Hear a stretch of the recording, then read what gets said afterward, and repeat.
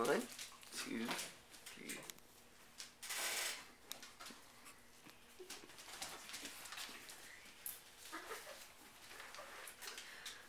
Will you be able to find a good paying job when you graduate? Will you be happy with your career choice 10 years from now? These are questions that every college student should ask themselves. Every single one of us has a passion in our life, but sometimes pursuing that passion as a career choice is not your best option. It's beneficial for you to listen to my speech because we as college students are at that time in our life where we need to make steps towards a career path that will not only keep us happy, but ensure us a job when we graduate and keep us financially stable. I'm credible to speak on this subject because I myself have made the big decision to change my major from what I was passionate about to something that will secure me a job in the future. Specifically, I will tell you about what I originally wanted to do for the rest of my life, how I got introduced to a different field of work, and the compromise I made to keep my passion alive and pursue a career that I could finally find steady work in. Growing up as a severely dyslexic child, I struggled through a world of academics. It forced me to work extremely hard to only make mediocre grades. However, everything that the left side of my brain lacked, the right side made up for. And I found my niche and all that creativity in a very young age. It all started in kindergarten, when I was accepted into the talented theater program.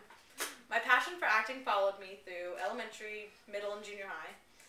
And then in high school was when my appreciation and utter love for the craft consumed me. My sophomore year, I was cast in my first major production as hero in William Shakespeare's Much Ado About Nothing. My junior year, I starred in my first major production of Oscar Wilde's The Importance of Being Earnest as Gwendolyn. That year, I was also elected president of the Vanderbilt Drama Club. However, all 4 years of high school, I was privileged enough to attend the Louisiana State Thespian Society here at NSU. I've known since I was itty-bitty that I wanted to be an actress when I grew up. I had a burning desire to further my education in the art, and after having quite a few amazing acting workshops with some of the professors here at NSU, my decision on what college I wanted to go to was made quite easy. Arriving to college, my first semester here was a dream. It was all acting classes all the time. My second semester was still mostly acting classes. However, I started applied theater, which is a class that requires 60 hours of work in either the light, scenic, or costume shop, or to hold a technical position in a show. First, I worked in the scenic shop. I loved the manly conversation that went on. The carpenters cracked me up. The only problem was I never got to do much since I had no carpentry skills yet. And being dead weight was fun, but not fulfilling. Next, I got a couple dresser jobs for a couple shows.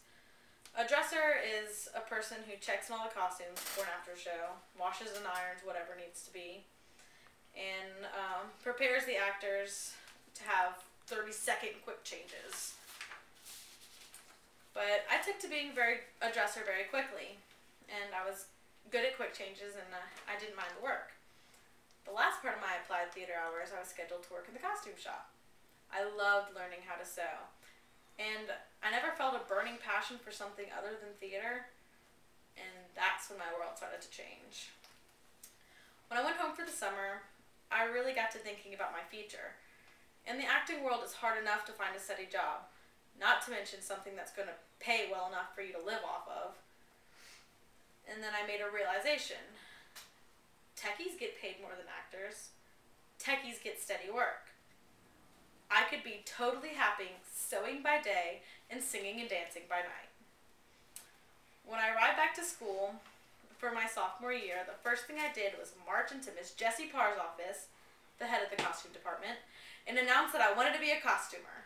Right then, she sat me down and planned out my next 4 years as a techie and added me into her costume construction class. At first, costume construction was all fun and games. Hand stitching was a piece of cake. Sewing on the machine and using the serger was a challenge at first, but I caught on quick. And then the first first garment we made was a circle skirt, using a pattern and directions made by Miss Jessie herself. Not a problem at all.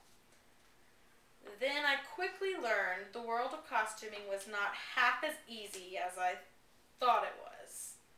It's actually really hard. This lesson I learned with our final, which was pick a commercial pattern, follow the directions, make a garment that looks like you could buy it from a store. Confident in my abilities, I chose a vest for my first commercial pattern. I only had enough class time to mark and cut out my pieces before Christmas break, where I would go home and be completely on my own. When I got home, I cracked open my instructions and they made no sense. So, I made the vest the only way I really know how, like a costume. Pretty on the outside, ugly on the inside. Turns out that was very wrong, so I was forced to start completely over. This time, I had a much better idea on what the heck I was doing. I got the whole thing sewed back together. It looked beautiful. The only problem was I had no idea how to turn it right side out, which created a whole nother fiasco. After a lot of tears and a lot of cussing, I finally had a vest, and it fit me perfectly. But this made me realize that the road to becoming a costumer will not be easy. But I believe I possess the drive and dedication to make it. Even though I'm not getting my degree in acting, I will never stop performing. But now that I'm a costumer, I can think about my future and not worry if I'm going to eat or not. I still have a long road ahead of me in this new career path.